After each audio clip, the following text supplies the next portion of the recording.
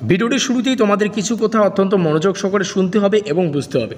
দেখো, এই মুহূর্তে দাঁড়িয়ে তোমাদের মধ্যে এরকম অনেক ছাত্রছাত্রী রয়েছে যারা কিনা পুরো সেমিস্টার জুড়ে প্রচুর পরিশ্রম করেছো, ভালো করে পড়াশোনা করেছো, এবং এখন দাঁড়িয়ে তোমাদের মাথায় একটাই প্রশ্ন যে কিভাবে এই সেমিস্টারে ভালো রেজাল্ট করা যায়। তো দেখো, ভালো রেজাল্টের জন্য পরীক্ষায় প্রশ্নাবলী কমন পেতে হবে। শুধু কমন পেলেই হবে না, সেই প্রশ্নাবলীর উত্তরটাকে সঠিক এবং সুষ্ঠুভাবে উপস্থাপন করে দিয়ে আসতে হবে, তবেই না তোমরা ভালো রেজাল্ট করতে পারবে। তো তার জন্যই আমরা একটা পেইড নোটসের ব্যবস্থা করেছি, যেখান থেকে তোমরা গুরুত্বপূর্ণ কমনযোগ্য প্রশ্নাবলী পাবে, সেই সঙ্গে প্রশ্নাবলীর উত্তরও পাবে। বোঝা গেল?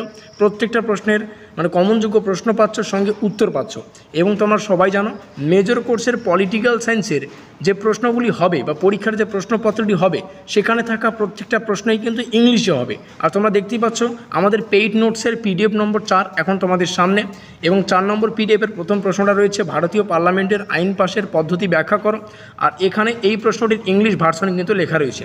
এক কথায় বলতে গেলে, তোমরা যদি আমাদের পেইড নোটস নিয়ে নাও, এখান থেকে কমনযোগ্য প্রশ্ন পাচ্ছ, সেই প্রশ্নটার ইংলিশ ভার্সন পাচ্ছ, সঙ্গে কিন্তু প্রশ্নটার উত্তরও সঠিকভাবে পাচ্ছ, যে বিস্তারিত একদম। ঠিক আছে, এবার এই মুহূর্তে দাঁড়িয়ে আবার এরকম অনেক ছাত্রছাত্রী রয়েছে যারা কিনা পুরো সেমিস্টার জুড়ে পড়াশোনা করতে পারোনি, কোনো কারণবশত পড়াশোনা করতে পারোনি। আর এখন দাঁড়িয়ে তোমাদের মাথায় হয়তো এরকম চিন্তাভাবনা এসেছে যে কীভাবে এই সেমিস্টারটা পাস করতে পারি। তো তোমাদেরকে আমি সাজেস্ট করবো, এই পেইড নোটস নাও। এই পেইড নোটসে থাকা তোমরা যদি 15 থেকে 20খানা প্রশ্ন পড়তে পারো, বা 15 থেকে বা শুধুমাত্র যদি 15খানা প্রশ্ন পড়তে পারো, তাহলে 5 নম্বর নিয়ে আর চিন্তাভাবনা করতে হবে না। তোমরা কিন্তু সুন্দর একটা নম্বর পেয়ে এই সেমিস্টারটা শেষ করতে পারো। বোঝা গেল? তো তার জন্য ভিডিওটি সম্পূর্ণ দেখতে হবে।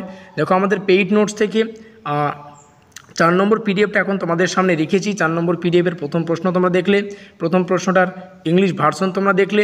এবার একটা বিষয় বোঝো।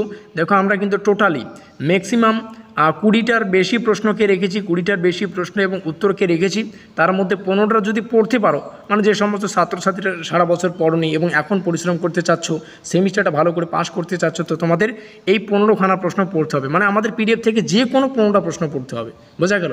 বা আমাদের পিডিএফের মধ্যে প্রত্যেকটা প্রশ্ন পাবে, তো সেখান থেকে 15টা প্রশ্ন বা 10টা প্রশ্ন পড়তে পারো, বা 10টার বেশি 15টা পড়লে ভালো হয়। তো এই 15টা প্রশ্ন পড়লে তোমাদের 5 নম্বর না, একটা সুন্দর নম্বর পেয়ে কিন্তু তোমরা এই সেমিস্টারটা শেষ করতে পারো। তো তার জন্য যেগুলো 6 এবং 10 নম্বরের, বোঝা গেল, 6 এবং 10 নম্বরের অত্যন্ত কমনযোগ্য প্রশ্ন তোমরা দেখতেই পাচ্ছ, ইংলিশ ভার্সন রয়েছে। তার জন্য তোমাদের পেমেন্ট করতে হবে 399 রুপিস ফোনপের মাধ্যমে। পেমেন্ট করার 1 মিনিটের মধ্যেই সম্পূর্ণ পিডিএফ ফাইল তোমরা পেয়ে যাবে হোয়াটসঅ্যাপের মাধ্যমে। আর আমাদের পিডিএফ ফাইলটা তোমরা দেখতেই পাচ্ছ, কম্পিউটার টাইপিং পিডিএফ ফাইল। এই প্রশ্নটার উত্তরটা শুরু হচ্ছে এখান থেকে। দেখো, কোথায় পয়েন্ট হবে, কোথায় প্যারা দিতে হবে, কোথায় কীভাবে পয়েন্টটা আন্ডারলাইন করবো, প্রত্যেকটা বিষয় তোমরা এখানে দেখতে পাচ্ছ। উত্তর লেখার সঙ্গে সঙ্গে এখানে লেখা রয়েছে সূচনা দিয়ে তোমাদের এইটুক বিষয় কিন্তু ব্যাখ্যা করে লিখতে হচ্ছে। তারপরে আমাদের ইউটিউব চ্যানেলের নাম তোমরা দেখতে পাচ্ছ।